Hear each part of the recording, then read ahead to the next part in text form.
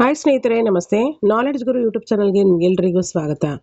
ಸ್ನೇಹಿತರೆ, ಯಾರೆಲ್ಲ ಸಬ್ಸ್ಕ್ರೈಬ್ ಆಗಿದ್ದೀರಾ ನಮ್ಮ ಚಾನಲ್ಗೆ ಎಲ್ರಿಗೂ ಕೂಡ ತುಂಬ ಧನ್ಯವಾದ. ಹಾಗೆ ಸಬ್ಸ್ಕ್ರೈಬ್ ಆಗದೆ ನೋಡ್ತಾ ಇರೋರು ದಯವಿಟ್ಟು ಸಬ್ಸ್ಕ್ರೈಬ್ ಆಗಿ ಬೆಲ್ಲೈಕನ್ ಪ್ರೆಸ್ ಮಾಡೋ ಮುಖಾಂತರ ನಾನು ಮಾಡತಕ್ಕಂಥ ಅಪ್ಡೇಟೆಡ್ ವಿಡಿಯೋಗೆ ಸದಾ ನೋಟಿಫೈ ಆಗಿರಿ ಅಂತ ಹೇಳ್ತಾ, ವಿಡಿಯೋ ಎಂಡವರೆಗೂ ವಾಚ್ ಮಾಡಿ, ವಿಡಿಯೋಗೊಂದು ಲೈಕ್ ಕೊಡಿ, ಶೇರ್ ಮಾಡಿ, ಹಾಗೆ ಕಮೆಂಟ್ಸ್ ಮಾಡಿ ಅಂತ ಹೇಳ್ತಾ ಬನ್ನಿ. ಹಾಗಾದರೆ ವಿಡಿಯೋ ಏನಂತೇಳಿ ಸ್ಟಾರ್ಟ್ ಮಾಡೋಣ. ಇವತ್ತಿನ ವಿಡಿಯೋದ ಪ್ರಮುಖ ಉದ್ದೇಶ ನಿಮ್ಗೆಲ್ರಿಗೂ ಗೊತ್ತಿರೋಂಗೆ PSTR, GPSTR, HSTRಗೆ ಸಂಬಂಧಪಟ್ಟಂತೆ ನಿನ್ನೆ ನೈಟ್ ಏನಾಗಿದೆ 11/8/2026ಕ್ಕೆ ಸಂಬಂಧಪಟ್ಟಂತೆ ನಿನ್ನೆ ಡೇಟಲ್ಲಿ ಆ ನೋಟಿಫಿಕೇಶನನ್ನು ಬಿಡಲಾಗಿದೆ. ಅದರಲ್ಲಿ ಮುಖ್ಯವಾಗಿ HSTRಗೆ ಸಂಬಂಧಪಟ್ಟಂತೆ ಕಂಪ್ಲೀಟ್ ಡೀಟೇಲ್ಡ್ ಆಗಿರ್ತಕ್ಕಂಥ ನೋಟಿಫಿಕೇಶನ್ಗೆ ಸಂಬಂಧಪಟ್ಟಂತೆ ಎಲ್ಲ ವಿಚಾರಗಳನ್ನು ನಾನೀಗಾಗಲೇ ಹಿಂದಿನ ವಿಡಿಯೋದಲ್ಲಿ ತಿಳಿಸಿದ್ದೀನಿ. ಇದು GPSTRಗೆ ಸಂಬಂಧಪಟ್ಟಂತೆ ನಾವು ನೋಟಿಫಿಕೇಶನಲ್ಲಿ ಏನೇನಿದೆ, ಏನೆಲ್ಲ ಬದಲಾವಣೆಗಳಾಗಿದೆ, ಈ ಒಂದು ಅಪ್ಲಿಕೇಶನ್ ಹಾಕುವಂಥ ಒಂದು ಡೇಟ್ಗಳು, ಹಾಗೆ ಎಕ್ಸಾಮ್ ಡೇಟ್ ಏನಿದೆ, ಮತ್ತು ಏಜ್ ರಿಲ್ಯಾಕ್ಸೇಷನ್ ಇದೆಯಾ ಅಥವಾ ಇಲ್ಲ, ಮತ್ತು ಎಕ್ಸಾಮ್ ಯಾವಾಗಿದೆ ಅಂತಕ್ಕಂಥ ವಿಚಾರಗಳಿಗೆ ಸಂಬಂಧಪಟ್ಟಂತೆ ನಾವು ಕಂಪ್ಲೀಟ್ ಆಗಿರ್ತಕ್ಕಂಥ ಒಂದು ನೋಟಿಫಿಕೇಶನ್ ಮುಖಾಂತರ ತಿಳ್ಕೊಳ್ತಾ ಹೋಗೋಣ. ಮೊದಲನೇದಾಗಿ ನೋಡಿ, 15,000 ಶಿಕ್ಷಕರ ನೇಮಕಾತಿಗೆ ಸಂಬಂಧಪಟ್ಟಂತೆ ನಾವು ಏನಿಲ್ಲ ಈಗೊಂದು 1.5-2 ತಿಂಗಳಿಂದ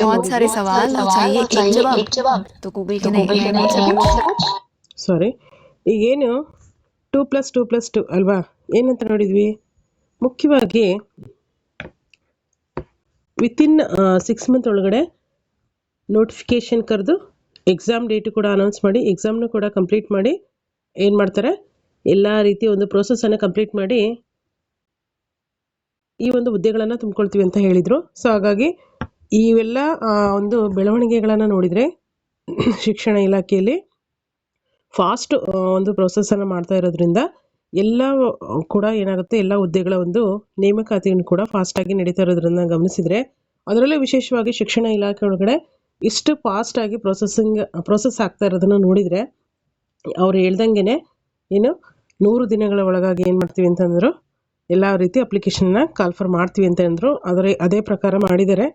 ಅದೇ ರೀತಿಯಾಗಿ ಮುಂದೆನೂ ಕೂಡ ಎಕ್ಸಾಮ್ ಕೂಡ ಬಿಡ್ತೀವಿ ಅಂತ ಹೇಳಿದ್ದಾರೆ. ಎಕ್ಸಾಮ್ ಡೇಟ್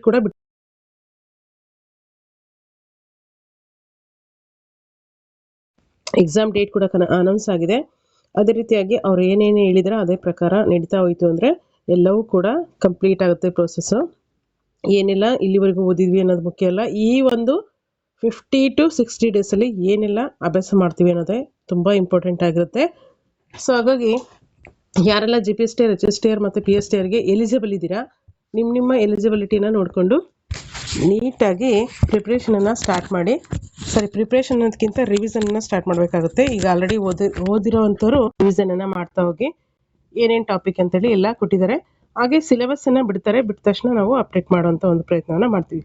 ಸೊ ಸ್ನೇಹಿತರೆ, ಬನ್ನಿ ಹಾಗಾದರೆ ನೋಟಿಫಿಕೇಶನಲ್ಲಿ ಏನಿದೆ ಅಂತೇಳಿ ನೋಡೋಣ. ಕರ್ನಾಟಕ ರಾಜ್ಯಪತ್ರ ಅಧಿಕೃತವಾಗಿ ಪ್ರಕಟಿಸಲಾಗಿರ್ತಕ್ಕಂಥದ್ದು ವಿಶೇಷ ರಾಜ್ಯಪತ್ರಿಕೆ. ದಿನಾಂಕ ನೋಡಿ, ದಿನಾಂಕ 11/8/2026 ನಿನ್ನೆ ಬಿಟ್ಟಿರ್ತಕ್ಕಂಥ ಒಂದು ನೋಟಿಫಿಕೇಶನ್ ಇದು. ವಿಶೇಷವಾಗಿ ಬಾಗಲಕೋಟೆ ಜಿಲ್ಲೆಗೆ ಸಂಬಂಧಪಟ್ಟಿದ್ದಾಗಿದೆ.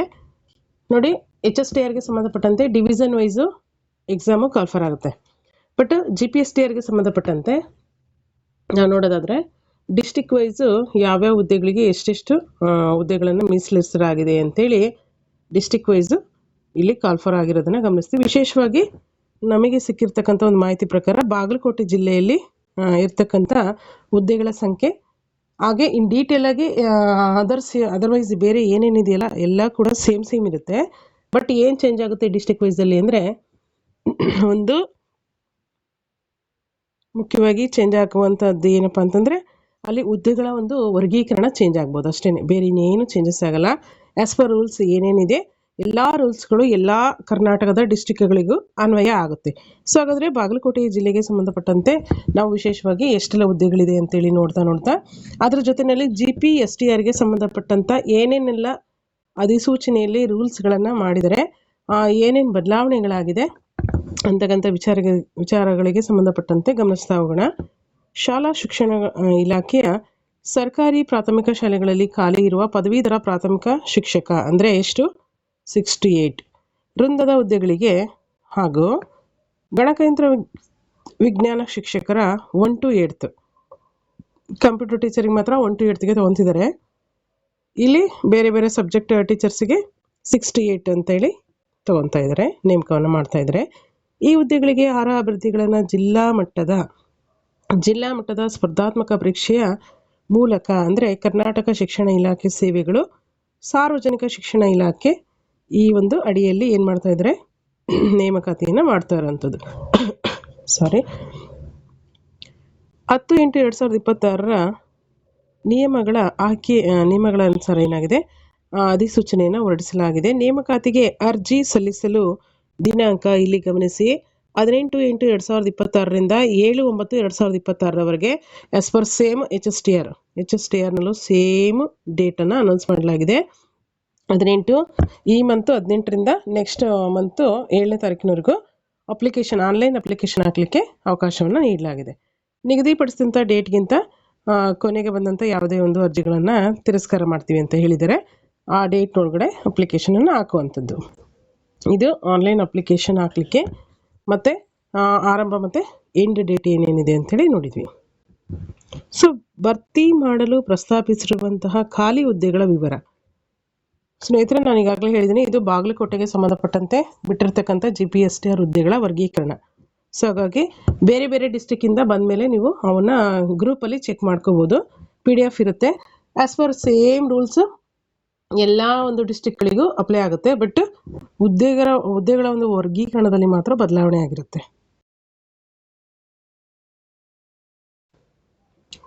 ಸೊ ಹುದ್ದೆಗಳ ವರ್ಗೀಕರಣವನ್ನು ನಾವು ನೋಡೋದಾದರೆ ಕಲ್ಯಾಣ ಕರ್ನಾಟಕೇತರ ಜಿಲ್ಲೆಗಳ ಹುದ್ದೆಗಳ ವಿವರ ಅಂದರೆ ನಾನ್ HK ಇದು. GPT ಕನ್ನಡ ಭಾಷೆ ಶಿಕ್ಷಕರು ನೋಡಿ, ವಿಶೇಷವಾಗಿ ಈ ಬಾರಿ ಪ್ರಥಮ ಬಾರಿಗೆ GPSTRನಲ್ಲಿ ಕನ್ನಡ ಭಾಷೆಯನ್ನು ಅಥವಾ ಕನ್ನಡ ಲ್ಯಾಂಗ್ವೇಜ್ ಟೀಚರನ್ನು ನೇಮಕಾತಿ ಮಾಡಿಕೊಳ್ಳಲಾಗ್ತಿದೆ. ಬಾಗಲಕೋಟೆ ಜಿಲ್ಲೆಯಲ್ಲಿ 58 ಪೋಸ್ಟ್ಗಳನ್ನು ನೋಡ್ಬೋದು. ನೆಕ್ಸ್ಟು ಆಂಗ್ಲ ಭಾಷಾ ಶಿಕ್ಷಕರು 14 ಪೋಸ್ಟು. ನೆಕ್ಸ್ಟ್ ಗಣಿತ ಮತ್ತು ವಿಜ್ಞಾನ ಮ್ಯಾಥ್ಸ್ ಸೈನ್ಸ್ 62 ಪೋಸ್ಟ್ ಇದೆ. ನೆಕ್ಸ್ಟ್ ನೋಡಿ ಜೀವ ವಿಜ್ಞಾನ ಶಿಕ್ಷಕರು ಎಷ್ಟಿದೆ, 15 ಪೋಸ್ಟ್ ಇದೆ. ಮತ್ತು ಸೋಷಿಯಲ್ ಸೈನ್ಸ್ ಟೀಚರು 77 ಪೋಸ್ಟ್ ಇದೆ. ನೆಕ್ಸ್ಟ್ CST ಅಂದರೆ ಕಂಪ್ಯೂಟರ್ ಸೈನ್ಸ್ ಟೀಚರ್ಸು ಎಷ್ಟಿದೆ, 1 to 8 ತೊಗೊತಾರೆ ಅವ್ರನ್ನ, 12 ಪೋಸ್ಟ್ ಇದೆ. ಟೋಟಲ್ ಆಗಿ 238 ಪೋಸ್ಟ್ಗಳನ್ನು ನಾವು ಗಮನಿಸ್ತೀವಿ. ಯಾವುದಕ್ಕೆ, ಬಾಗಲಕೋಟೆ ಡಿಸ್ಟಿಕ್ಕಿಗೆ ಸಂಬಂಧಪಟ್ಟಂತೆ ನಾನ್ HKನಲ್ಲಿ ಎಷ್ಟಿದೆ, 238 ಪೋಸ್ಟ್ಗಳನ್ನು ಗಮನಿಸ್ಬೋದು. ನೆಕ್ಸ್ಟ್ ಒಂದು ಸೂಚನೆ ಕೊಟ್ಟಿದ್ದಾರೆ ನೋಡಿ, ವಿಷಯವಾರು, ಮಾಧ್ಯಮವಾರು, ಪ್ರವರ್ಗವಾರು ಖಾಲಿ ಹುದ್ದೆಗಳ ಸಂಖ್ಯೆ, ಮೀಸಲಾತಿ, ವರ್ಗೀಕರಣ ವಿವರಗಳನ್ನು ಅಧಿಸೂಚನೆಗೆ ಲಗತ್ತಿಸಿರುವ ಹುದ್ದೆಗಳ ವರ್ಗೀಕರಣದ ಅನುಬಂಧದಲ್ಲಿ ಪ್ರತ್ಯೇಕವಾಗಿ ತಿಳಿಸಲಾಗಿದೆ. ಅವುಗಳನ್ನು ನೋಡ್ಕೊಳ್ಬೇಕಾಗುತ್ತೆ. ಅಂದರೆ ಯಾವ್ಯಾವ ಕ್ಯಾಟಗರಿಗೆ ಎಷ್ಟೆಷ್ಟು ಹುದ್ದೆಗಳನ್ನು ವರ್ಗೀಕರಣ ಮಾಡಿದ್ದಾರೆ ಅಂತಕ್ಕಂಥ ವಿಚಾರವನ್ನು ಸ್ಕ್ರೋಲ್ ಮಾಡ್ತಾ PDF ನೀವು ನೀಟಾಗಿ ಓದ್ಕೊಳ್ರಿ. ನಿಮ್ಮ ಪೋಸ್ಟಿಗೆ ಅಂದರೆ ನಿಮ್ಮ ಒಂದು ಸಬ್ಜೆಕ್ಟಿಗೆ ಎಷ್ಟೆಷ್ಟು ಪೋಸ್ಟ್ಗಳಿದೆ ಅಂತೇಳಿ ಗಮನಿಸ್ಬೋದಾಗುತ್ತೆ. ನಿಗದಿತ ಆನ್ಲೈನ್ ಅರ್ಜಿ ಸಲ್ಲಿಸುವಂಥ ವಿಧಾನ ಯಾವ ರೀತಿ ಅಂತೇಳಿ ಕೊಟ್ಟಿದ್ದಾರೆ. ಆನ್ಲೈನ್ ಮುಖಾಂತರನೇ ಎಲ್ಲ ಇರುತ್ತೆ. ಅದು school-education.karnataka.nic.in ಅಥವಾ ಒಂದು school-education.in ಕರ್ನಾಟಕ.in ಆನ್ಲೈನ್ ಮುಖಾಂತರ ಅರ್ಜಿನ ತುಂಬಬೇಕಾಗುತ್ತೆ. ಸಾಮಾನ್ಯ ಸೂಚನೆಗಳನ್ನು ಕೊಟ್ಟಿದ್ದಾರೆ, ಅವುಗಳನ್ನು ನೀಟಾಗಿ ಓದ್ಕೊಳ್ಳಿ.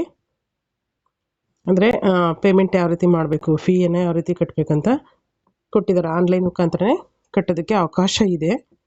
ಆನ್ಲೈನ್ ಆಗಲಿಲ್ಲ ಅಂದರೆ ಆನ್ಲೈನ್ ಬ್ಯಾಂಕ್ ಚಲನನ್ನು ತೆಗೆದುಕೊಂಡು ಸ್ಟೇಟ್ ಬ್ಯಾಂಕ್ ಆಫ್ ಇಂಡಿಯಾದ ಯಾವುದೇ ಒಂದು ಶಾಖೆಯಲ್ಲಿ ಕಟ್ಬೋದು. ನೆಕ್ಸ್ಟು ನೋಡಿ, ಇನ್ನೊಂದು ಅವಕಾಶ ಇದೆ ಈ ಸಲ.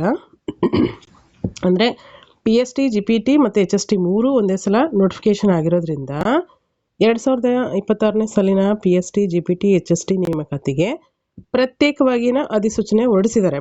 ಬಟ್ ಏನಾಗಿದೆ, 2026ನೇ ಸಾಲಿನ ಶಿಕ್ಷಕರ ನೇಮಕಾತಿಗೆ ಸಂಬಂಧಪಟ್ಟಂತೆ ಪ್ರತ್ಯೇಕ ಅಧಿಸೂಚನೆಯನ್ನು ಹೊರಡಿಸಿದ್ರೂ ಸಹಿತ ಸದರಿ ಅಧಿಸೂಚನೆಯಲ್ಲಿ ನಮೂದಿಸಿದ ವಿವಿಧ ವೃಂದಗಳಿಗೆ ಮೀನ್ಸ್ PST, GPT, HSTಗೆ ಸಂಬಂಧಪಟ್ಟಂತೆ ಅಪ್ಲಿಕೇಶನ್ ಹಾಕಬೇಕಂದ್ರೆ ಎಲ್ಲ ಅರ್ಹತೆಯನ್ನು ಹೊಂದಿದಂಥ ಅಭ್ಯರ್ಥಿಗಳಿಗೆ ಒಂದೇ ಆನ್ಲೈನ್ ಅರ್ಜಿಯನ್ನು ಸಲ್ಲಿಸಲು ಅವಕಾಶವನ್ನು ಕಲ್ಪಿಸಲಾಗಿದೆ. ಸೊ ಹಾಗಾಗಿ ಗಮನಿಸಬೇಕಾಗುತ್ತೆ ಇದನ್ನ. ಯಾರಾದರೂ PST GPT SSTಗೆ ಮೂರಕ್ಕೂ ಕೂಡ ಎಲಿಜಿಬಲ್ ಇದ್ದೀರಾ ಅಂದರೆ ಮೂರೂ ಅಪ್ಲಿಕೇಶನ್ನ ಒಂದರಲ್ಲೇ ಫಿಲ್ ಮಾಡಬೇಕು. ಬಟ್ ಇನ್ನೂ ಒಂದು ಕಂಡೀಷನ್ ಇದೆ. ಬೇರೆ ಬೇರೆ ಹುದ್ದೆಗಳಿಗೆ ಅಪ್ಲೈ ಮಾಡಬೇಕಂತಂದರೆ ಬೇರೆ ಬೇರೆ ರೀತಿಯ ಒಂದು ಪೇಯನ್ನು ಅಂದರೆ ಚಲನನ ಫಿಲ್ ಮಾಡಬೇಕಾಗುತ್ತೆ. ಮೀನ್ಸ್ ಯಾವ್ಯಾವ ಅರ್ಜಿಯನ್ನು ಹಾಕ್ತೀರಾ, ಯಾವ್ಯಾವ ಸಬ್ಜೆಕ್ಟಿಗೆ ತಕ್ಕಂತೆ ಅವುಗಳಿಗೆ ತಕ್ಕಂತೆ ಏನು ಮಾಡಬೇಕಾಗುತ್ತೆ, ಫೀಯನ್ನು ಫಿಲ್ ಮಾಡಬೇಕಾಗುತ್ತೆ. ಅಪ್ಲಿಕೇಶನ್ ಮಾತ್ರ ಏನಾಗಿರುತ್ತೆ, ಒಂದೇ ಆಗಿರುತ್ತೆ. ಹುದ್ದೆಗಳ ಸಂಖ್ಯೆ ಹೆಚ್ಚಾದಂಗೆ ಬೇರೆ ಬೇರೆ ಹುದ್ದೆಗೆ ಬೇರೆ ಬೇರೆ ರೀತಿ ಫೀಯನ್ನು ಫಿಲ್ ಮಾಡಬೇಕಾಗುತ್ತೆ. ಅದನ್ನು ಗಮನದಲ್ಲಿ ಇಟ್ಕೋಬೇಕಾಗತ್ತೆ. ನೆಕ್ಸ್ಟು ಸೇಮ್ ಕೊಟ್ಟಿದ್ದಾರೆ ನೋಡಿ ಇಲ್ಲಿ. ಪ್ರೌಢಶಾಲೆದು ಏನು ಕೊಟ್ಟಿದ್ರಲ್ಲ HST ಅವ್ರದ್ದು, ಅದೇ ಥರ ಪ್ರೌಢಶಾಲಾ ಸಹ ಶಿಕ್ಷಕರು, ದೈಹಿಕ ಶಿಕ್ಷಕರು ಹುದ್ದೆಗಳಿಗೆ ನೇಮಕಾತಿ ಸಂಬಂಧಪಟ್ಟಂತೆ ಯಾವುದಾದ್ರೂ ಒಂದು ವಿಭಾಗದಲ್ಲಿ ಒಂದು ವೃಂದಕ್ಕೆ ಮಾತ್ರ ಅರ್ಜಿ ಸಲ್ಲಿಸೋಕ್ಕೆ ಅವಕಾಶವಿದ್ದು, ಯಾವುದಾದ್ರೂ ಒಂದು ವಿಭಾಗದಲ್ಲಿ ಒಂದಕ್ಕಿಂತ ಹೆಚ್ಚಿನ ವೃಂದದ ಹುದ್ದೆಗಳಿಗೆ ಅರ್ಜಿಯನ್ನು ಸಲ್ಲಿಸಬಹುದಾಗಿದೆ. ಅದೇ ರೀತಿ ಬೇರೆ ಬೇರೆ ವೃಂದಕ್ಕೆ ಬೇರೆ ಬೇರೆ ವಿಭಾಗದಲ್ಲಿ ಅರ್ಜಿ ಸಲ್ಲಿಸಲು ಅವಕಾಶವಿರುತ್ತದೆ. ಪರೀಕ್ಷೆ ಬರೆಯೋದಕ್ಕೆ ಮಾತ್ರ ಒಂದು ಜಿಲ್ಲೆಯನ್ನು ಮಾತ್ರ ಆಯ್ಕೆಯನ್ನು ಮಾಡ್ಕೊಳ್ಬೇಕಾಗುತ್ತೆ. ಅಂದರೆ GPST ಬರೆದಿರೋರಿಗೆ ಇದು ಕಾಮನ್ ಆಗಿರ್ತಕ್ಕಂಥದ್ದು. ಏಕೆಂದರೆ GPST ಬರೆದವರು ಬೇರೆ ಬೇರೆ ಡಿಸ್ಟಿಕ್ಕಿಗೆ ಅಪ್ಲಿಕೇಶನ್ ಹಾಕ್ಬಿಟ್ಟು ಫೈನಲ್ ಆಗಿ ಒಂದು ಡಿಸ್ಟಿಕ್ಕನ್ನು ಎಕ್ಸಾಮ್ ಬರೀಲಿಕ್ಕೆ ಸೆಲೆಕ್ಟ್ ಮಾಡ್ಕೊಳ್ತಾ ಇದ್ರು. ಸೊ ಅದೇ ರೀತಿಯಾಗಿ ಇಲ್ಲೂ ಕೂಡ ಅವಕಾಶವನ್ನು ಕೊಡಲಾಗಿದೆ. ನೀವಿಲ್ಲಿ ಗಮನಿಸ್ಬೋದು, HST ಅವ್ರಿಗೆ ಸಂಬಂಧಪಟ್ಟಂತನೂ ಕೊಟ್ಟಿದ್ದಾರೆ. ಇದರೊಳಗಡೆ ಎಕ್ಸಾಮ್ ಬರೆಯುವಾಗ ಮಾತ್ರ ಒಂದು ಜಿಲ್ಲೆಯನ್ನು ಆಯ್ಕೆ ಮಾಡ್ಕೋಬೇಕು. ಎಕ್ಸಾಂಪಲ್ ಸಹಿತ ಕೊಟ್ಟಿದ್ದಾರೆ, ಅರ್ಥ ಮಾಡ್ಕೋಬೋದು. ಯಾವೊಬ್ಬ ಅಭ್ಯರ್ಥಿಯ ವಿದ್ಯಾರ್ಥಿಯು PST ವೃಂದದಲ್ಲಿ ಸಾಮಾನ್ಯ PE ಗ್ರೇಡ್ 2 ಎರಡೂ ಹುದ್ದೆಗೆ ಅಥವಾ GPT ವೃಂದದಲ್ಲಿ GPT Kannada, GPT English, science, social science, maths, science, ಈ ರೀತಿ ಬೇರೆ ಬೇರೆ ವೃಂದದಲ್ಲಿ, ಹಾಗೆ ಕನ್ನಡ ಮತ್ತು ಇಂಗ್ಲೀಷು AM ಅಂದರೆ ಅದು ಅಸಿಸ್ಟೆಂಟ್ ಮಾಸ್ಟರ್ HST ಅವರಿಗೆ ಸಂಬಂಧಪಟ್ಟಂತೆ ಇದು, ಅಥವಾ ಸೋಷಿಯಲ್ ಸೈನ್ಸ್ಗೆ ಸಂಬಂಧಪಟ್ಟಂತೆ ಅಧಿಸೂಚಿತ 3 ವೃಂದದ ಹುದ್ದೆಗಳಿಗೂ ಅರ್ಹರಾಗಿದ್ದರೆ PST, GPT, HST ಈ 3 ವೃಂದಗಳಿಗೆ ಅರ್ಹತೆಯನ್ನು ಹೊಂದಿದ್ದು ಅಂದರೆ ಅವರು ಏನು ಮಾಡ್ಬೋದು ಅಂತ ಕೊಟ್ಟಿದ್ದಾರೆ. ಅರ್ಹವಾಗಿದ್ದಲ್ಲಿ ಅಭ್ಯರ್ಥಿಯು ಬಯಸಿದಲ್ಲಿ 3 ವೃಂದದ ಹುದ್ದೆಗಳಿಗೂ ಒಂದಕ್ಕಿಂತ ಹೆಚ್ಚಿನ ಜಿಲ್ಲೆಗಳಲ್ಲಿ ಅಥವಾ ವಿಭಾಗಗಳಲ್ಲಿ, HST ಯಾರಾದರೆ ವಿಭಾಗಗಳಲ್ಲಿ ಪ್ರತ್ಯೇಕ ಶುಲ್ಕದೊಂದಿಗೆ ಅರ್ಜಿಯನ್ನು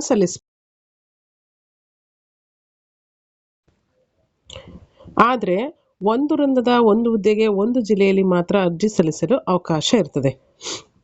ಅಂದರೆ PST ವೃಂದದ ಅಭ್ಯರ್ಥಿ ಬಾಗಲಕೋಟೆ ಜಿಲ್ಲೆಯಲ್ಲಿ ಅರ್ಜಿ ಸಲ್ಲಿಸಿದರೆ ಬೇರೆ ಯಾವುದೇ ಜಿಲ್ಲೆಯಲ್ಲಿ PST ಹುದ್ದೆಗೆ ಅರ್ಜಿ ಸಲ್ಲಿಸಲು ಅವಕಾಶ ಇರೋದಿಲ್ಲ. ಅದೇ ರೀತಿ ಯಾವೊಬ್ಬ ಅಭ್ಯರ್ಥಿ GPT ಸೋಷಿಯಲ್ ಸೈನ್ಸ್ ಹುದ್ದೆಗೆ ಮೈಸೂರು ಜಿಲ್ಲೆಯಲ್ಲಿ ಅರ್ಜಿಯನ್ನು ಸಲ್ಲಿಸಿದರೆ ಆತನು ಬೇರೆ ಜಿಲ್ಲೆಯಲ್ಲಿ GPT ಸೋಷಿಯಲ್ ಸೈನ್ಸ್ಗೆ ಅರ್ಜಿ ಸಲ್ಲಿಸಲು ಅವಕಾಶ ಇರೋದಿಲ್ಲ. ಅಂದರೆ ಒಂದು ಹುದ್ದೆಗೆ ಒಂದು ಅವಕಾಶವನ್ನು ಕೊಡಲಾಗಿದೆ. ಆದರೆ GPT maths, science, GPT Kannada, GPT English, GPT bio, GPT science ಮತ್ತು ಕಂಪ್ಯೂಟರ್ ಸೈನ್ಸು 1 ಹುದ್ದೆಗಳಿಗೆ ಆತನ ವಿದ್ಯಾರ್ಹತೆಗೆ ತಕ್ಕಂತೆ ಮೈಸೂರು ಅಥವಾ ಬೇರೆ ಜಿಲ್ಲೆಯಲ್ಲಿ ಅರ್ಜಿಯನ್ನು ಸಲ್ಲಿಸ್ಬೋದು.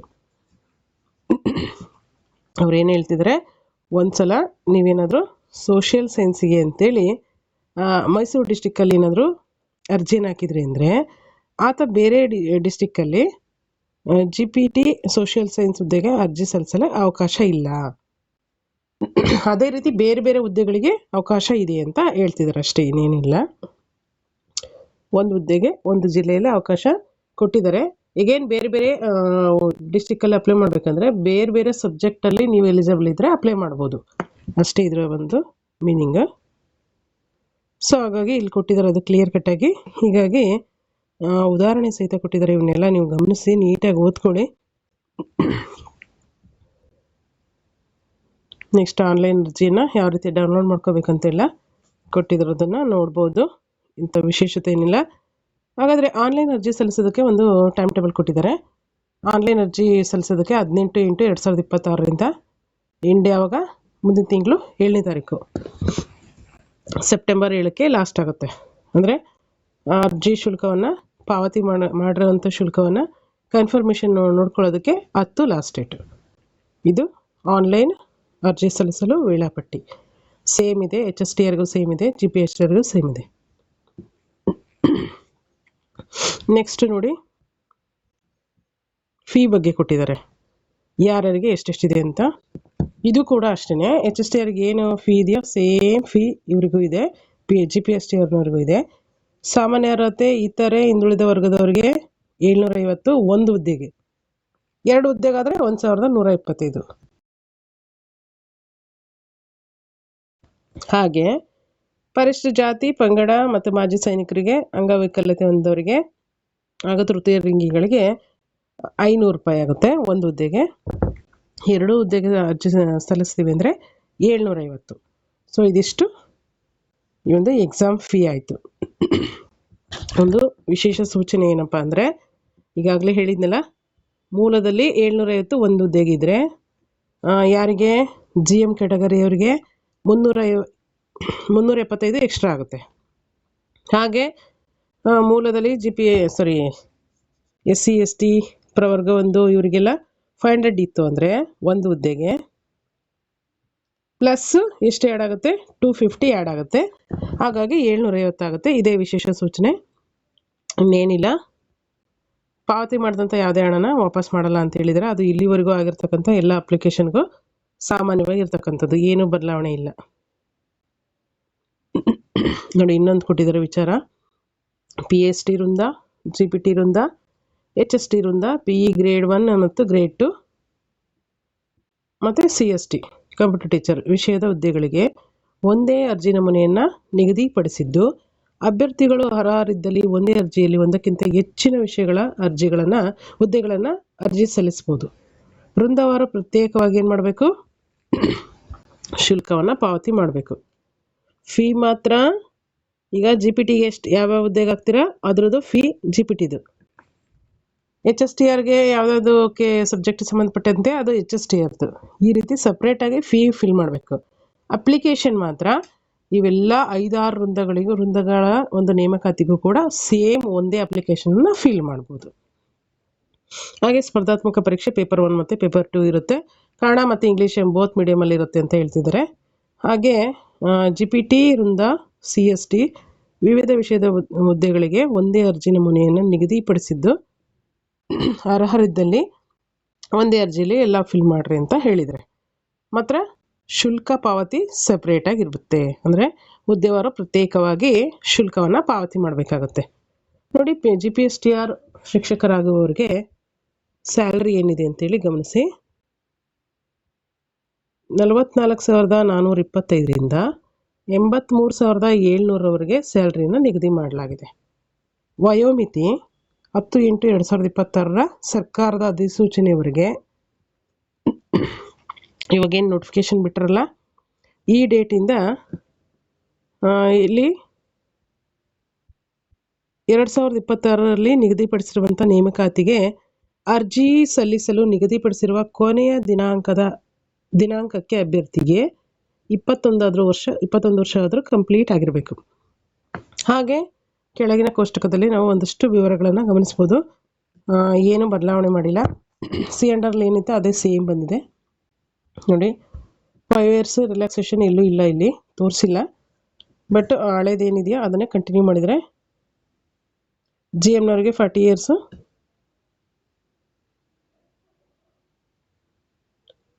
ವರ್ಗ 2A 2B 3A 3Bಗೆ 43, SC ST ಪ್ರವರ್ಗ 1ಕ್ಕೆ 45 years ಸೇಮ್ ಇದೆ. ಅದೇ C&Rಲ್ಲಿ ಏನು ಬಿಟ್ಟಿದ್ರು ಅದನ್ನೇ ಕಂಟಿನ್ಯೂ ಮಾಡಿದರೆ. ನೋಡಿ, ಅರ್ಹತೆ ಯಾವ ರೀತಿ ಇದೆ ಅಂತೇಳಿ ನಾವು ನೋಡಬೇಕಾಗುತ್ತೆ. ಯಾವ್ಯಾವ ಹುದ್ದೆಗೆ ಏನೇನು ಅರ್ಹತೆಗಳಿದೆ ಅದನ್ನು ಗಮನಿಸಬೇಕಾಗುತ್ತೆ. ಎಲಿಜಿಬಿಲಿಟಿ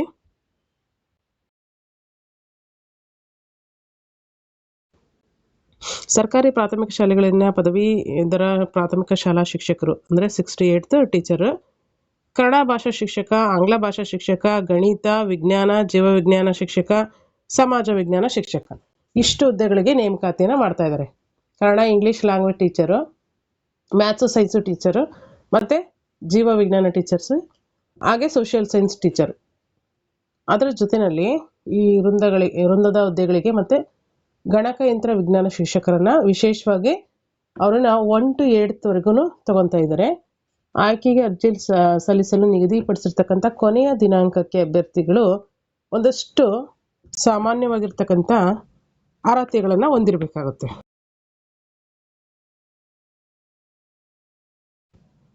ಏನೇನೆಲ್ಲ ಅರ್ಹತೆಗಳಿದೆ ಅಂದರೆ, ಈಗೇನು ನೋಟಿಫಿಕೇಶನ್ ಹೊರಡಿಸಿದಾರಲ್ಲ, ಸರ್ಕಾರದ ಅಧಿಸೂಚನೆ ದಿನಾಂಕ 10/8/2026 ಪ್ರಕಟಣೆ ಮಾಡಲಾಗಿರ್ತಕ್ಕಂಥ ಈ ಒಂದು ದಿನಾಂಕಗಳೊಳಗಡೆ ಎಲ್ಲ ವಿದ್ಯಾರ್ಥಿನ ಹೊಂದಿರಬೇಕು.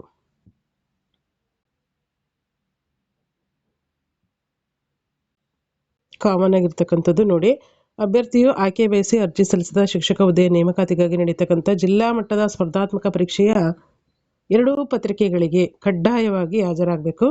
ಪ್ರತಿ ಪತ್ರಿಕೆಯಲ್ಲಿ ಎಷ್ಟು ತಗೋಬೇಕು? ಪ್ರತಿ ಪತ್ರಿಕೆಯಲ್ಲಿ 35% ಕಂಪಲ್ಸರಿ ಮಾಡಿದ್ದಾರೆ.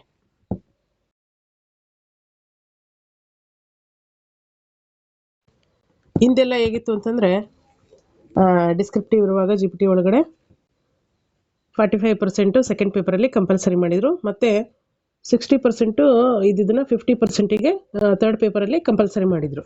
ಅಷ್ಟು ತೆಗೆದುಕೊಂಡ್ರೆ ಮಾತ್ರ ಏನಾಗ್ತಿತ್ತು, ಎಲಿಜಿಬಲ್ ಆಗ್ತಾಯಿತ್ತು. ಬಟ್ ಈಗ ಡಿಸ್ಕ್ರಿಪ್ಟಿವ್ ತೆಗೆದು ಕೇವಲ ಪೇಪರ್ 1 ಮತ್ತು ಪೇಪರ್ 2 MCQಸಲ್ಲಿ ಇದೆ. ಇದರಲ್ಲಿ ಏನು ವಿಶೇಷವಾಗಿದೆ ಅಂತಂದರೆ, ಒಂದು ಪತ್ರಿಕೆಯಲ್ಲಿ ಪೇಪರ್ 1 ಮತ್ತು 35% ಇರಬೇಕು, ಪೇಪರ್ 2ನಲ್ಲೂ ಕೂಡ 35%. ಅಂದರೆ ಪ್ರತಿ ಪತ್ರಿಕೆಯಲ್ಲಿ ಅಂತ ಕೊಟ್ಟಿದ್ದಾರೆ. ಪ್ರತಿ ಪತ್ರಿಕೆಯಲ್ಲೂ 35% ಪಡೆಯುವಂಥದ್ದು ಕಡ್ಡಾಯವಾಗಿದೆ. ಹಾಗೆ ಪತ್ರಿಕೆ 2ರಲ್ಲಿ ಸಾಮಾನ್ಯ ವರ್ಗ, ಪ್ರವರ್ಗ ಮತ್ತು ಇತರೆ ಪರಿಶಿಷ್ಟ ಜಾತಿ, ಪರಿಶಿಷ್ಟ ಪಂಗಡ, ವಿಕಲಚೇತನರು ಅವರು 55% ಅಷ್ಟು ಅಂಕಗಳನ್ನು ಗಳಿಸಿ ಅರ್ಹತೆಯನ್ನು ಹೊಂದಿರಬೇಕು. ನೋಡಿ, GMನವರು 60% ಅರ್ಹತೆಗಳನ್ನು ಹೊಂದಿರಬೇಕು. ಅಂದರೆ 60% ಅಷ್ಟು CTET ಅಥವಾ TETನಲ್ಲಿ ಅವರು ಪತ್ರಿಕೆ 2ರಲ್ಲಿ ಪಡ್ಕೊಂಡಿರಬೇಕು. ನೆಕ್ಸ್ಟು SC ST ಪ್ರವರ್ಗ 1 55% ಅಂಕಗಳನ್ನು ಗಳಿಸಿರಬೇಕಾಗುತ್ತೆ. ಇದು ಕಂಪಲ್ಸರಿ.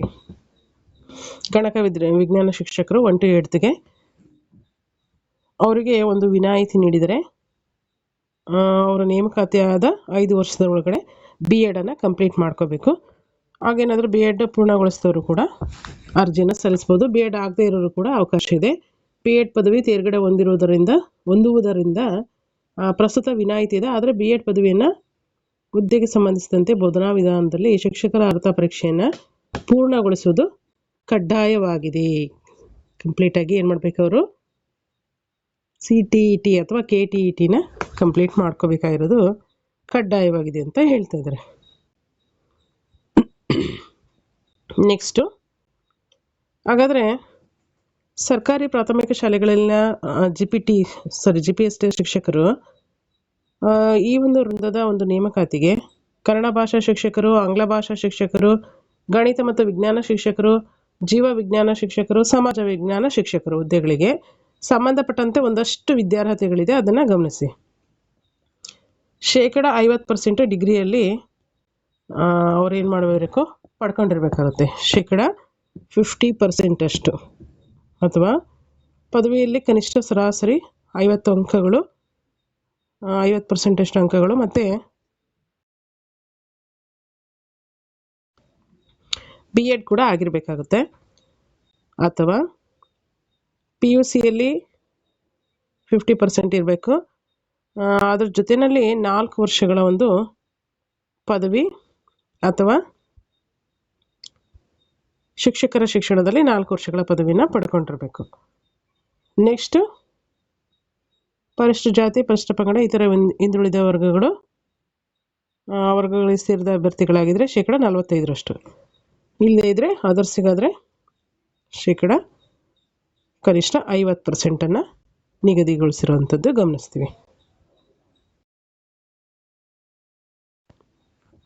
ಹಾಗೆ ಕರ್ನಾಟಕ ಸರ್ಕಾರ ಅಥವಾ ಭಾರತ ಸರ್ಕಾರ ನಡೆಸುವಂಥ ಶಿಕ್ಷಕರ ಅರ್ಹತಾ ಪರೀಕ್ಷೆ KTET ಅಥವಾ CTETಗೆ ಸಂಬಂಧಪಟ್ಟಂತೆ ಪತ್ರಿಕೆ 2ರಲ್ಲಿ 60% ಪಡ್ಕೊಂಡಿರಬೇಕು. GM ಕ್ಯಾಟಗರಿಯವರು, ಸಾಮಾನ್ಯ ವರ್ಗದವರು. ಅದರ್ಸಿಗೆ 55% CTET ಒಳಗಡೆ ಅಥವಾ KTET ಒಳಗಡೆ ಗಳಿಸಬೇಕಾಗಿರ್ತಕ್ಕಂಥ ಅಂಕಗಳ ಒಂದು ವಿದ್ಯಾರ್ಹತೆ ಆಗಿರುತ್ತೆ, ಒಂದು ಅರ್ಹತೆ ಆಗಿರುತ್ತೆ. ನೆಕ್ಸ್ಟ್ ನೋಡಿ, ಇದೆಷ್ಟು ಏನೆಲ್ಲ ಅರ್ಹತೆಗಳಿರಬೇಕು ಯಾರಿಗೆ? ಲ್ಯಾಂಗ್ವೇಜ್ ಕನ್ನಡ ಮತ್ತು ಇಂಗ್ಲೀಷು, ಹಾಗೆ ಆರ್ಟ್ಸ್ ಟೀಚರ್ ಸೋಷಿಯಲ್ ಸೈನ್ಸು, ಮತ್ತು ಮ್ಯಾಥ್ಸ್ ಸೈನ್ಸು, ಜೀವ ವಿಜ್ಞಾನ ಶಿಕ್ಷಕರಿಗೆ ಏನೆಲ್ಲ ಅರ್ಹತೆಗಳಿರಬೇಕು ಅಂತೇಳಿ ನೋಡಿದ್ವಿ. ವಿಶೇಷವಾಗಿ ಕನ್ನಡ ಲ್ಯಾಂಗ್ವೇಜ್ ಟೀಚರ್ ಆಗಬೇಕಂದ್ರೆ ಅವ್ರಿಗೆ ಏನು ಅರ್ಹತೆ ಇರಬೇಕು? ಪದವಿಯಲ್ಲಿ ಕನ್ನಡದ ಜೊತೆಗೆ ಆಂಗ್ಲ, ಹಿಂದಿ, ಮರಾಠಿ, ಉರ್ದು, ತೆಲುಗು ಯಾವುದಾದ್ರೂ ಮಲಯಾಳಿ, ಕೊಂಕಣಿ ಅಥವಾ ಸಂಸ್ಕೃತ, ಇತಿಹಾಸ, ಅರ್ಥಶಾಸ್ತ್ರ, ರಾಜಕೀಯ ಶಾಸ್ತ್ರ, ಭೂಗೋಳಶಾಸ್ತ್ರ, ಸಮಾಜಶಾಸ್ತ್ರ. ಕನ್ನಡದಲ್ಲಿ ಡಿಗ್ರಿ ಒಳಗಡೆ ಐಚ್ಛಿಕವಾಗಿ ಆಪ್ಷನ್ ಕನ್ನಡ ಓದಿರಬೇಕು. ಅದರ ಜೊತೆಯಲ್ಲಿ ಈ ಒಂದು ವಿಷಯಗಳಲ್ಲಿ ಯಾವುದಾದ್ರೂ ಒಂದು ವಿಷಯನ ಓದಿರಬೇಕು ಅಂತ ಹೇಳ್ತಾ ಇದ್ದಾರೆ ನೋಡಿ. ಯಾವುದಾದ್ರೂ ವಿಷಯವನ್ನು ಐಚ್ಛಿಕವಾಗಿ 3 ವರ್ಷಗಳಲ್ಲಿ ಓದಿರಬೇಕು ಆಪ್ಷನ್ ಕನ್ನಡ ಜೊತೆಯಲ್ಲಿ. ಮತ್ತು ಇನ್ನೊಂದು ವಿಷಯ ಏನಿದೆ, ಕನ್ನಡ ಭಾಷೆ ಮತ್ತು ಇತರ ವಿಷಯಗಳಲ್ಲಿ ಕನಿಷ್ಠ ಎಷ್ಟಿರಬೇಕು? 50%, 50% ಸರಾಸರಿ ಅಂಕಗಳನ್ನು ಪಡೆದಿರಬೇಕು. ಸದರಿ ಭಾಷೆಯಲ್ಲಿ ಅಭ್ಯಾಸ ಮಾಡಿರ್ತಕ್ಕಂಥ ಅಥವಾ ಬೋಧನಾ ವಿಧಾನವನ್ನು ಶಿಕ್ಷಕರ ಶಿಕ್ಷಣದಲ್ಲಿ ಅಥವಾ ಪದವಿಯಲ್ಲಿ ಅಭ್ಯಾಸವನ್ನು ಮಾಡಿರಬೇಕಾಗುತ್ತೆ. BEd ಕೂಡ ಕಂಪ್ಲೀಟ್ ಆಗಿರಬೇಕಾಗುತ್ತೆ. ಡಿಗ್ರಿ ಒಳಗಡೆ ಆಪ್ಷನ್ ಕನ್ನಡ ಓದಿರಬೇಕಾಗುತ್ತೆ. ಆಪ್ಷನ್ ಕನ್ನಡದ ಜೊತೆಯಲ್ಲಿ ಇನ್ನಿತರೆ ಬೇರೆ ಬೇರೆ ಭಾಷೆಗಳಿಗೆ ಅಂದರೆ ವಿಷಯಗಳನ್ನು ಕೂಡ ಓದಿರಬೇಕಾಗುತ್ತೆ 3 ವರ್ಷ. ಇದು ಕನ್ನಡ ಲ್ಯಾಂಗ್ವೇಜ್ ಟೀಚರ್ಗೆ. ಅದೇ ರೀತಿ ಇಂಗ್ಲೀಷ್ ಲ್ಯಾಂಗ್ವೇಜ್ ಟೀಚರ್ಗೂ ಕೂಡ ಸೇಮ್ ರೂಲ್ಸು ಫಾಲೋ ಆಗುತ್ತೆ, ಅವನ್ನು ಗಮನಿಸಿ. ಹಾಗೆ ಗಣಿತ ವಿಜ್ಞಾನ ಶಿಕ್ಷಕರಿಗೂ ಕೂಡ ಗಣಿತ ವಿಷಯದಲ್ಲಿ ವ್ಯಾಸಂಗ ಮಾಡಿರಬೇಕು ಕಡ್ಡಾಯವಾಗಿ. ಭೌತಶಾಸ್ತ್ರವನ್ನು 3 ವರ್ಷನೂ ಕೂಡ ಓದಿರಬೇಕು. ರಸಾಯನಶಾಸ್ತ್ರ, ಗಣಕಯಂತ್ರ ವಿಜ್ಞಾನ, ಎಲೆಕ್ಟ್ರಾನಿಕ್ಸ್, ಸಂಖ್ಯಾಶಾಸ್ತ್ರ, ಭೂಗೋಳಶಾಸ್ತ್ರ, ಗೃಹ ವಿಜ್ಞಾನ, ಭೂಗರ್ಭಶಾಸ್ತ್ರ, ಕಂಪ್ಯೂಟರ್ ಅಪ್ಲಿಕೇಶನ್, ಇವುಗಳಲ್ಲಿ ಯಾವುದಾದ್ರೂ ಒಂದು ಐಚ್ಛಿಕ ವಿಷಯವನ್ನು 3 ವರ್ಷಗಳ ಡಿಗ್ರಿ ಒಳಗಡೆ ಓದಿರಬೇಕಾಗುತ್ತೆ. ಗಣಿತ ವಿಷಯವನ್ನು ವ್ಯಾಸಂಗ ಮಾಡಿ ಅದ್ರ ಜೊತೆಗೆ ಕಡ್ಡಾಯವಾಗಿ ಭೌತಶಾಸ್ತ್ರವನ್ನು ಓದಿರಬೇಕು. ಮತ್ತು ಇನ್ನಿತರ ಯಾವುದಾದ್ರೂ ಒಂದು ವಿಷಯನ ಕಡ್ಡಾಯವಾಗಿ ಓದಿರಬೇಕಾಗುತ್ತೆ. ಅಥವಾ ವಾಸ್ತುಶಿಲ್ಪದ ಪದವೀಧರರಲ್ಲದ ಇಂಜಿನಿಯರಿಂಗ್ ಪದವೀಧರರು ಪ್ರಥಮ 3 ಅಥವಾ 4 ಸೆಮಿಸ್ಟರ್ಗಳಲ್ಲಿ ಗಣಿತ, ಇನ್ನುಳಿದಂಥ ಸೆಮಿಸ್ಟರ್ಗಳಲ್ಲಿ ಗಣಿತವನ್ನು ಆಧರಿಸಿದ ವಿಷಯಗಳನ್ನು ಅಭ್ಯಾಸ ಮಾಡಿರಬೇಕು. ಪದವೀಧರರಾಗಿದ್ದಲ್ಲಿ ಪದವಿಯಲ್ಲಿ ಎಷ್ಟಿರಬೇಕು? 50% ಸರಾಸರಿ ಅಂಕಗಳನ್ನು ಗಳಿಸಿರಬೇಕು. ಅಥವಾ ಇಂಜಿನಿಯರಿಂಗ್ ಪದವೀಧರರಾಗಿದ್ದಲ್ಲಿ ಗಣಿತ ಅಥವಾ ಅನ್ವಯಿಕ ಗಣಿತ ವಿಜ್ಞಾನವನ್ನು ವ್ಯಾಸಂಗ ಮಾಡಿರಬೇಕು. 50% ಸರಾಸರಿ ಅಂಕಗಳನ್ನು ಗಳಿಸಿರಬೇಕು. ಓವರಾಲ್ ಆಗಿ 3 ವರ್ಷದ ಡಿಗ್ರಿ ಒಳಗಡೆ 50% ಅಷ್ಟು ಒಂದು 3 ವರ್ಷದ ಒಂದು ಡಿಗ್ರಿಯಲ್ಲಿ 50% ಅಷ್ಟು ಏನು ಮಾಡಿರಬೇಕು? ಸರಾಸರಿ ಅಂಕಗಳನ್ನು ಗಳಿಸಿರಬೇಕು. ಮತ್ತು ಇದರ ಜೊತೆಯಲ್ಲಿ 3 ವಿಷಯಗಳಲ್ಲಿ ಕನಿಷ್ಠ ಒಂದು ವಿಷಯದಲ್ಲಾದರೂ ಅಭ್ಯಾಸ, ಬೋಧನೆ ಅಥವಾ ಬೋಧನಾ ವಿಧಾನದ ಶಿಕ್ಷಕರ ಶಿಕ್ಷಣದ ಡಿಪ್ಲೊಮಾ BEd ಅನ್ನು ಮಾಡಿರ್ತಕ್ಕಂಥದ್ದು ಕಂಪಲ್ಸರಿ. ಸೇಮ್ ರೂಲ್ಸು ಜೀವ ವಿಜ್ಞಾನ, ಬಯೋಲಾಜಿಕಲ್ ಸೈನ್ಸ್ ಟೀಚರ್ಸಿಗೂ ಅಪ್ಲೈಡ್ ಆಗುತ್ತೆ. ಆದರೆ ಸಬ್ಜೆಕ್ಟಲ್ಲಿ ಒಂದು ಸ್ವಲ್ಪ ವೇರಿಯೇಷನ್ ಇದೆ, ಗಮನಿಸಿ. ಆಯಾ ಸಬ್ಜೆಕ್ಟ್ನವರು ನೋಡ್ಕೊಳ್ಳಿ. ನೆಕ್ಸ್ಟು ಸೋಷಿಯಲ್ ಸೈನ್ಸ್ ಟೀಚರ್ ನೋಡಿ. ಪದವಿಯಲ್ಲಿ ಈ ಕೆಳಗಿನ 2 ವಿಷಯಗಳನ್ನು ಐಚ್ಛಿಕ ವಿಷಯಗಳನ್ನಾಗಿ ಅಭ್ಯಾಸ ಮಾಡಬೇಕು. ಸಮಾಜ ಪಾಠಗಳು ಸಮೂಹದ ಇತಿಹಾಸ, ಅರ್ಥಶಾಸ್ತ್ರ, ಭೂಗೋಳಶಾಸ್ತ್ರ, ರಾಜಕೀಯ ಶಾಸ್ತ್ರ, ಸಮಾಜಶಾಸ್ತ್ರ ಇವುಗಳಲ್ಲಿಯೇ 2 ವಿಷಯಗಳನ್ನು ಅಧ್ಯಯನ ಮಾಡಿರಬೇಕು.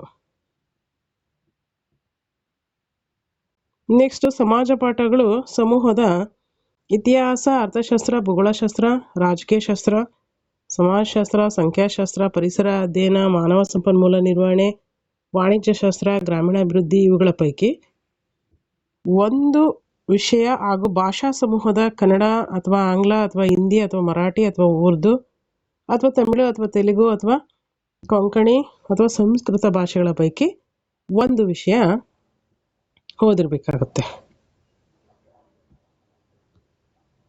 ಅಂದರೆ ಸೋಷಿಯಲ್ ಸೈನ್ಸ್ ಟೀಚರ್ ಆಗಬೇಕಂದ್ರೆ ಈ ವಿಷಯಗಳಲ್ಲಿ ಯಾವುದಾದ್ರೂ 2 ವಿಷಯಗಳನ್ನು, ಹಾಗೆ ಈ ಒಂದು ಸೋಷಿಯಲ್ ಸೈನ್ಸ್ ಆಗಬೇಕಂತಂದರೆ ಈ ವಿಷಯಗಳಲ್ಲಿ ಯಾವುದಾದ್ರೂ ಒಂದು ವಿಷಯ, ಹಾಗೆ ಯಾವುದಾದ್ರೂ ಇಷ್ಟರಲ್ಲಿ ಕನ್ನಡ, ಆಂಗ್ಲ, ಹಿಂದಿ, ಮರಾಠಿ, ಉರ್ದು, ತಮಿಳು, ತೆಲುಗು ಇವುಗಳಲ್ಲಿ ಯಾವುದಾದ್ರೂ ಒಂದು ಲ್ಯಾಂಗ್ವೇಜನ್ನು. ಇವುಗಳಲ್ಲೆಲ್ಲ ಒಂದು ವಿಷಯ, ಇವುಗಳಲ್ಲಿ ಯಾವುದಾದ್ರೂ ಒಂದು ಲ್ಯಾಂಗ್ವೇಜನ್ನು ಓದಿರಬೇಕು.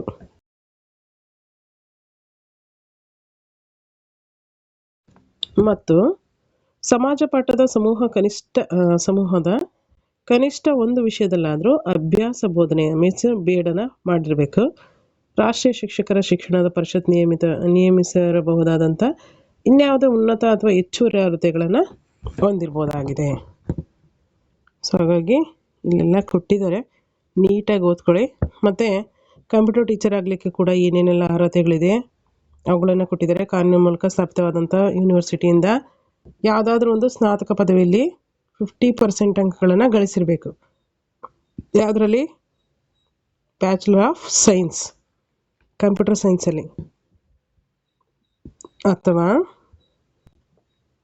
ಬ್ಯಾಚುಲರ್ ಆಫ್ ಕಂಪ್ಯೂಟರ್ ಅಪ್ಲಿಕೇಶನನ್ನು ಡಿಗ್ರಿ ಒಳಗಡೆ ಮಾಡಿರಬೇಕು, ಅಥವಾ bachelor of engineering, computer science ಆಗಿರ್ಬೋದು, ಇನ್ಫಾರ್ಮೇಷನ್ ಸೈನ್ಸ್ ಆಗಿರ್ಬೋದು, ಎಲೆಕ್ಟ್ರಾನಿಕ್ ಆ್ಯಂಡ್ ಕಮ್ಯುನಿಕೇಷನ್ ಆಗಿರ್ಬೋದು, ಇದರಲ್ಲಿ ಯಾವುದಾದ್ರೂ ಒಂದು ಡಿಗ್ರಿ ಪಡೆದಿರಬೇಕು. ಅಥವಾ bachelor of technology, computer science, information science ಅಥವಾ ಎಲೆಕ್ಟ್ರಾನಿಕ್ ಆ್ಯಂಡ್ ಕಮ್ಯುನಿಕೇಷನನ್ನು ಯಾವುದಾದ್ರೂ ಒಂದು 3 ವರ್ಷದ ಡಿಗ್ರಿಯಲ್ಲಿ ಪಡ್ಕೊಂಡಿರಬೇಕು. ಮತ್ತು ಇವುಗಳ ಜೊತೆಯಲ್ಲಿ ಶಾಲಾ ಶಿಕ್ಷಣ ಇಲಾಖೆಯ ಗಣಕಯಂತ್ರ ವಿಜ್ಞಾನ ಶಿಕ್ಷಕರಾಗಿ ನೇಮಕಗೊಂಡ 5 ವರ್ಷಗಳ ಒಳಗಾಗಿ ನೋಡಿ, ರಾಷ್ಟ್ರೀಯ ಶಿಕ್ಷಕರ ಶಿಕ್ಷಣ ಪರಿಷತ್ ಇದರಿಂದ ಮಾನ್ಯತೆ ಪಡೆದಿರ್ತಕ್ಕಂಥ ಸಂಸ್ಥೆಯಿಂದ ಶಿಕ್ಷಣದಲ್ಲಿ ಪದವಿಯನ್ನು ಪಡಿಬೇಕು. ಮೀನ್ಸ್ B.Ed 5 ವರ್ಷದೊಳಗಡೆ ಕಂಪ್ಲೀಟ್ ಮಾಡ್ಕೋಬೇಕು. ಅಷ್ಟೇ ಅಲ್ಲ, CTET ಅಥವಾ TETನಾದ್ರೂ ಕಂಪ್ಲೀಟ್ ಮಾಡ್ಕೋಬೇಕು. B.Ed ವಿತ್ CTET ಅಥವಾ KTETನ ಕಂಪ್ಲೀಟ್ ಮಾಡ್ಕೋಬೇಕು. ಇದಿಷ್ಟು ಕಂಪ್ಯೂಟರ್ ಟೀಚರ್ಗೆ ಸಂಬಂಧಪಟ್ಟಂತೆ ಮಾಹಿತಿ.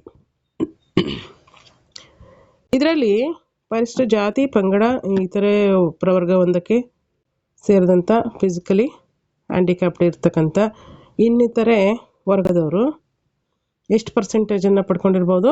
ಶೇಕಡ ಕನಿಷ್ಠ 45%, ಅದರ್ಸಿಗೆ 50%. ಇವುಗಳನ್ನು ಗಮನಿಸಿ. ಸಾಮಾನ್ಯ ಸೂಚನೆಗಳನ್ನು ಕೊಟ್ಟಿದ್ದಾರೆ, ನೀಟಾಗಿ ಓದ್ಕೊಡಿ.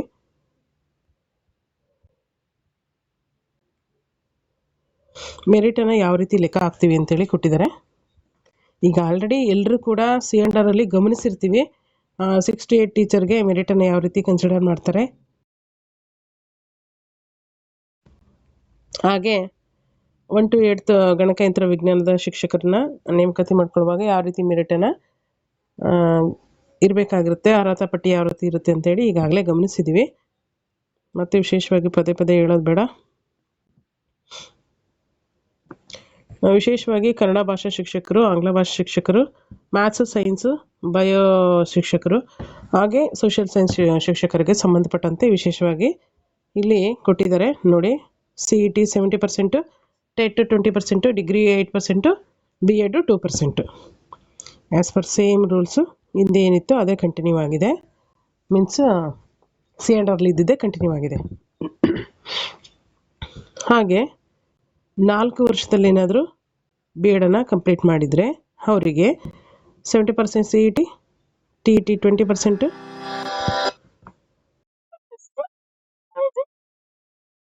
ಪದವಿಯನ್ನು ಮುಗಿಸಿದವರಿಗೆ, ಅಥವಾ ಈ ಒಂದು 4 ವರ್ಷಗಳ BLED, BA BSc ED, BAED ಅಥವಾ BSc ಅಥವಾ BED MED ಸಂಯೋಜಿತ ಪದವಿಯಲ್ಲಿ ಪಡೆದ ಅಂಕಗಳು 10% ತಗೊಳ್ತಾರೆ.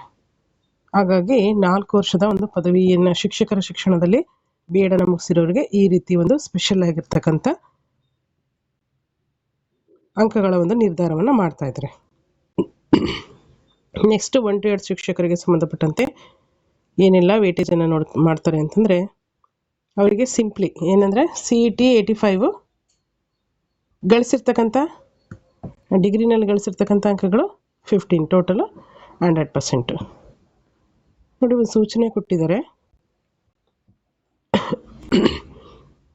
ಈ ಒಂದು ಪದವೀಧರ ಶಿಕ್ಷಕರಾಗಲಿಕ್ಕೆ ಹೊರಟಿರೋರಿಗೆ ಹಾಗೂ ಗಣಕಯಂತ್ರ ಆಗೋರಿಗೆ ಇವರಿಗೆ ಏನು ವೇಟೇಜನ್ನು ಲೆಕ್ಕ ಹಾಕ್ತಿದಾರಲ್ಲ, ಈ ವೇಟೇಜಿಗೆ ಸಂಬಂಧಪಟ್ಟಂತೆ ಒಂದು ವಿಶೇಷ ಸೂಚನೆ ಇದೆ. ಇದರಲ್ಲಿ ಯಾರಾದರೂ ಸೇಮ್ ಅಂಕಗಳನ್ನು ಪಡೆದಿದ್ದರೆ ಅಲ್ವಾ. ಇಬ್ಬರು ಹೆಚ್ಚಿನ ವ್ಯಕ್ತಿಗಳು ಹೆಚ್ಚಿನ ಅಭ್ಯರ್ಥಿಗಳಲ್ಲಿ ಸಮಾನವಾಗಿರ್ತಕ್ಕಂಥ ಅಂಕಗಳನ್ನು ಪಡೆದಿದ್ರು ಅಂದರೆ ಅವರಲ್ಲಿ ಯಾರು ಸೀನಿಯರ್ ಇರ್ತಾರೋ ಅವರ ಒಂದು ಮೆರಿಟ್ ಪಟ್ಟಿಯಲ್ಲಿ ವಯಸ್ಸಿನಲ್ಲಿ ಕಿರಿಯರಿಗಿಂತ ಹಿರಿಯರನ್ನು ಪರಿಗಣನೆಗೆ ತೆಗೆದುಕೊಳ್ತೀವಿ ಅಂತ ಹೇಳ್ತಾ ಇದ್ದಾರೆ. ಇದೊಂದು ಸೂಚನೆ ಗಮನಿಸಬೇಕಾಗುತ್ತೆ. ಯಾಕೆ ಅಧಿಸೂಚನೆಯನ್ನು ನೀಟಾಗಿ ಓದಬೇಕಂದ್ರೆ ಇದೇ ಉದ್ದೇಶಕ್ಕೆ. ಎಷ್ಟೊಂದು ವಿಚಾರಗಳನ್ನು ಕೊಟ್ಟಿರ್ತಾರೆ, ನಾವು ಯಾರಿಗೆ ಕೇಳಿದ್ರೂ ಕೂಡ ಅರ್ಥ ಆಗದೆ ಇರೋದಷ್ಟು ವಿಚಾರಗಳನ್ನು ನಾವು ನೋಟಿಫಿಕೇಶನ್ ಓದೋದ್ರಿಂದ ಅರ್ಥ ಆಗುತ್ತೆ. ಓದಿ ತಿಳ್ಕೊಂಡಿದ್ವಿ ನೀಟಾಗಿ ವಿಚಾರಗಳನ್ನು ಅಂದರೆ ಇನ್ನೊಬ್ರಿಗೆ ಹೇಳಲಿಕ್ಕೂ ಕೂಡ ಅನುಕೂಲ ಆಗುತ್ತೆ. ಸೊ ಹಾಗಾಗಿ ಇನ್ನೊಬ್ರಿಗೆ ಹೇಳ್ತೀವೋ ಬಿಡ್ತೀವೋ ಫಸ್ಟ್ ನಾವು ನೀಟಾಗಿ ಅದನ್ನು ತಿಳ್ಕೊಂಡು ಅಪ್ಲಿಕೇಶನ್ ಹಾಕ್ಲಿಕ್ಕೂ ಕೂಡ ಅನುಕೂಲ ಆಗುತ್ತೆ. ಅದ್ರ ಬಗ್ಗೆ ಎಲ್ಲ ಡೀಟೇಲ್ಸ್ ಗೊತ್ತಿದ್ದರೆ ನಮಗೇನಾಗುತ್ತೆ, ಓದಲಿಕ್ಕೂ ಕೂಡ ಟೆನ್ಷನ್ ಇರೋದಿಲ್ಲ ಅಲ್ವಾ. ಸೊ ಹಾಗಾಗಿ ಇವುಗಳನ್ನೆಲ್ಲ ಗಮನಿಸಬೇಕಾಗುತ್ತೆ.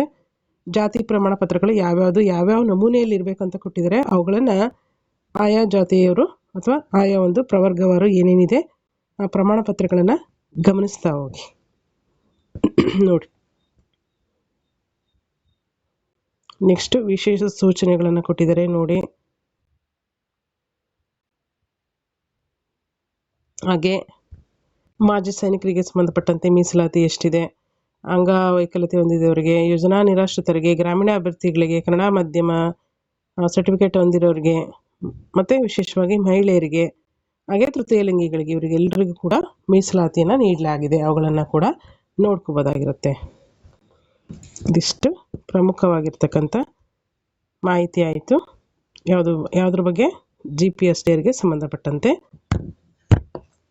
ವಿಶೇಷವಾದಂಥ ಒಂದು ಸೂಚನೆ ಇದೆ ನೋಡಿ.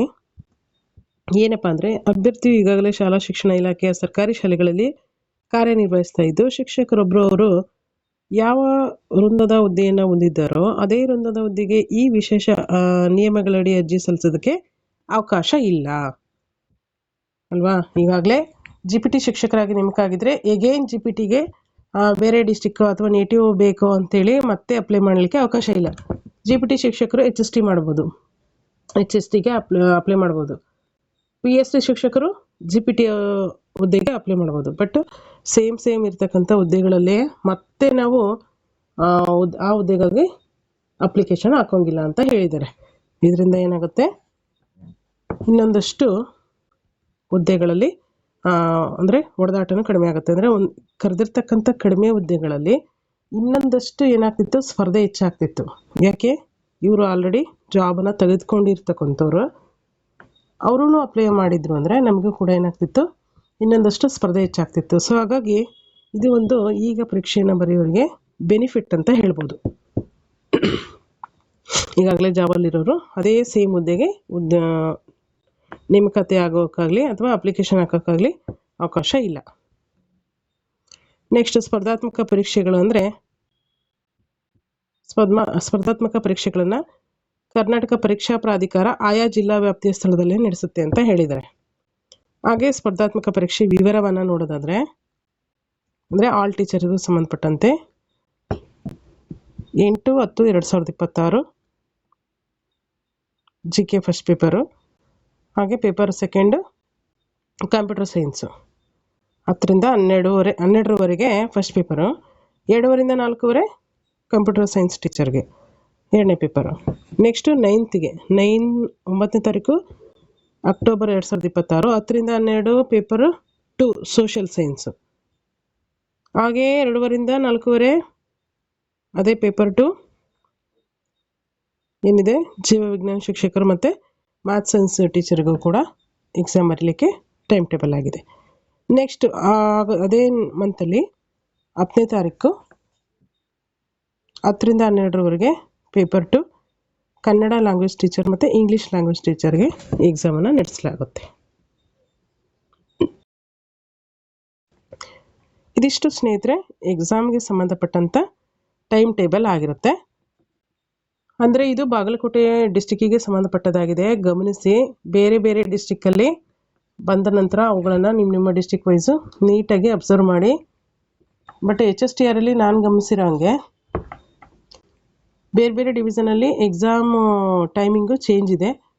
ಆದರೆ GPSTRನಲ್ಲಿ ಏನು ಮಾಡ್ತಾರೆ ಅಂತೇಳಿ ಗಮನಿಸಬೇಕಾಗುತ್ತೆ. ಸೊ 8, 9, 10ಕ್ಕೆ ಅಕ್ಟೋಬರ್ನಲ್ಲಿ ಎಕ್ಸಾಮು ಕನ್ಸಿಡರ್ ಆಗಿದೆ. ಫರ್ದರ್ ಇನ್ಫಾರ್ಮೇಷನ್ ಏನು ಬರುತ್ತೆ ಅದನ್ನು ಗಮನಿಸ್ತಾ ಹೋಗಬೇಕಾಗುತ್ತೆ. ನೆಕ್ಸ್ಟು ವಿಷಯಗಳೇನೇನಿರುತ್ತೆ ಅಂತೇಳಿ ಕೊಟ್ಟಿದ್ದರು, ಬಟ್ ಅಂಕಗಳನ್ನು ಡಿವೈಡ್ ಮಾಡಿರಲಿಲ್ಲ. ಈಗ ಮಾಡಿಕೊಟ್ಟಿದ್ದಾರೆ ನೋಡಿ. ಸಾಮಾನ್ಯ ಜ್ಞಾನ 15 ಮಾರ್ಕ್ಸು, ಪ್ರಚಲಿತ ವಿದ್ಯಮಾನಗಳು 15, ಸಾಮಾನ್ಯ ಕನ್ನಡ 10, ಇಂಗ್ಲೀಷ್ 10, ಶೈಕ್ಷಣಿಕ ಮನೋವಿಜ್ಞಾನ 15, ಕಂಪ್ಯೂಟರ್ ಸಾಕ್ಷರತೆಗೆ ಸಂಬಂಧಪಟ್ಟಂತೆ 15, ಮೌಲ್ಯ ಶಿಕ್ಷಣ ಮತ್ತು ಆರೋಗ್ಯ ಶಿಕ್ಷಣ 20. ನೋಡಿ, ಇಲ್ಲಿ ಮೆಂಟಲ್ ಎಬಿಲಿಟಿ ಇಲ್ಲ. HSTRನಲ್ಲಿ ಮೆಂಟಲ್ ಎಬಿಲಿಟಿ ಇದೆ.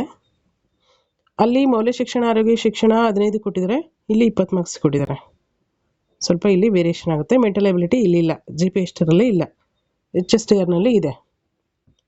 ಇಲ್ಲಿ ನೋಡಿ, ಸಾಮಾನ್ಯ ಜ್ಞಾನ ಪ್ರಚಲಿತ ವಿದ್ಯಮಾನಗಳು ಸೇರಿ 30 ಮಾರ್ಕ್ಸ್ ಕೊಟ್ಟಿದ್ದಾರೆ. HSTRನಲ್ಲಿ ಏನಾಗಿದೆ, ಇದು 30 ಮಾರ್ಕ್ಸಿಗೆ ಇಲ್ಲ.